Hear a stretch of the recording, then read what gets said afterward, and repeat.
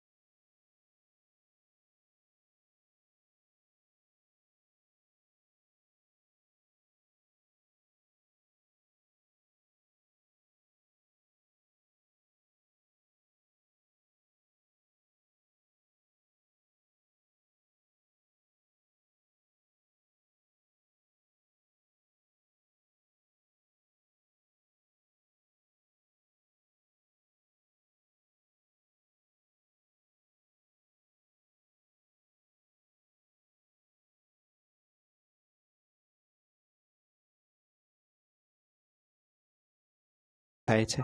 પરંતુ વ્યક્તિ પાસે કાંઈ જ વ્યક્તિ નથી, છતાં પણ શિવજીને પ્રસન્ન કરવા હોય તો 108 વાર મૃત્યુંજયના જાપ કરવા।